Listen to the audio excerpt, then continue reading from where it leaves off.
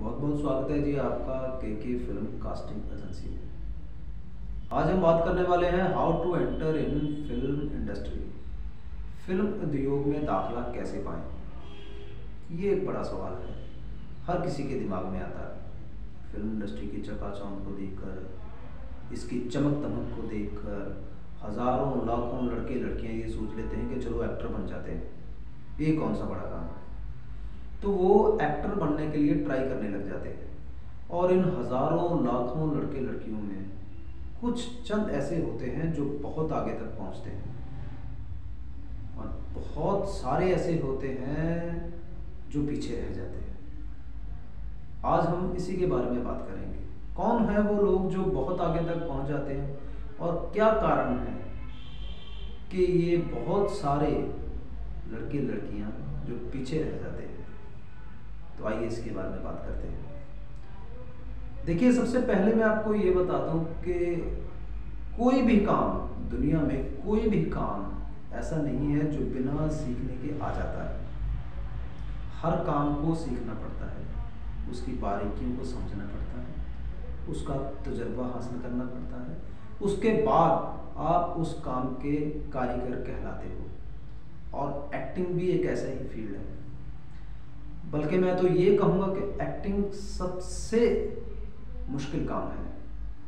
किसी के किरदार को निभाना, अपने आप को उसमें ढाल लेना और फिर उस किरदार से निकलना, ये एक बहुत ही मुश्किल काम है। इसे सीखना पड़ता है। अब बात करते हैं कि एंटर कैसे करें फिल्म इंडस्ट्री में। तो सबसे पहला रास्ता है वो है थिएटर, रंगमंच। बहुत सारे रंगमंच पे काम करने वाले कलाकार फिल्मों में काम कर रहे हैं। ये एक बहुत ही अच्छा और बहुत पायदार रास्ता है। इस पे चलकर आप फिल्म इंडस्ट्री में बड़ी आसानी से दाखिल हो सकते हैं। तो आपको क्या करना है, सबसे पहले आपको किसी थिएटर ग्रुप को ज्वाइन करना है, किसी रंगमंच के साथ जुड़ना है।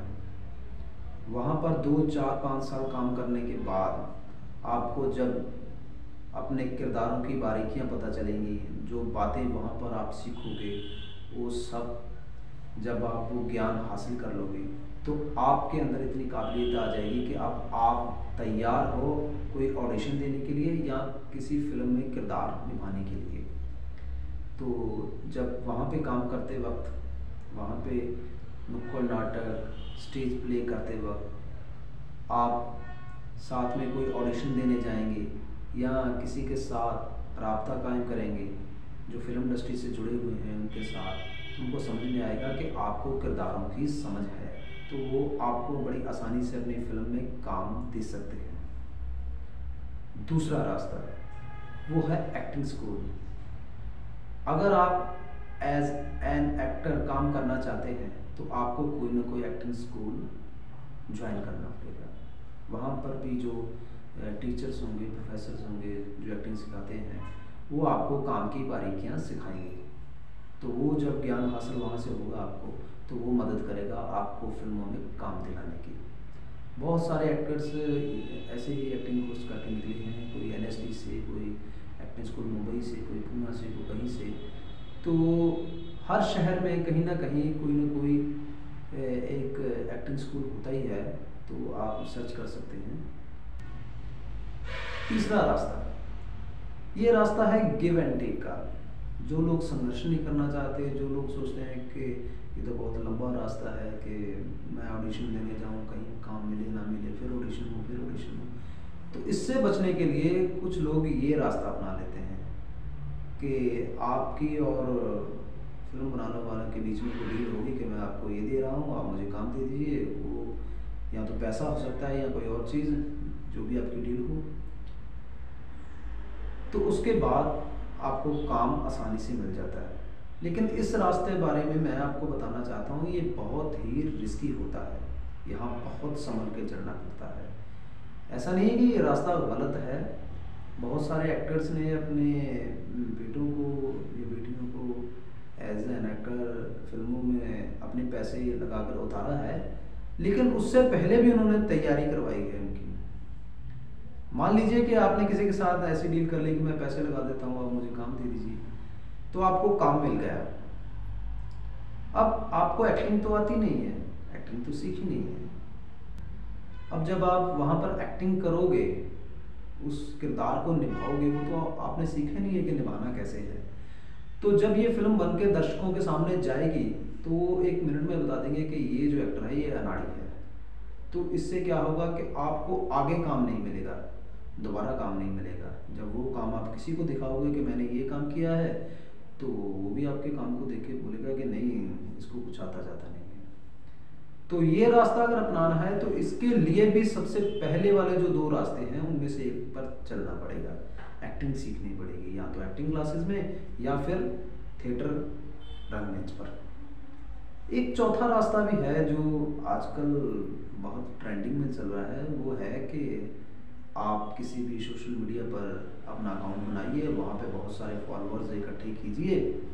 जब आपके बहुत सारे फॉलोअर्स हो जाएं तो आप वो किसी कास्टिंग टीम को या किसी डायरेक्शन टीम को दिखाएं कि मेरे बहुत सारे फॉलोअर्स हैं, तो मुझे काम दे दीजिए। तो वो आपको काम दे देते हैं कि चलो ये एक मशहूर व्यक्ति है, फेमस है, शायद इसकी वजह से हमारी फिल्म या हमारा सीरियल या कुछ भी जो है वो बना रहे हैं वो चल जाएगा।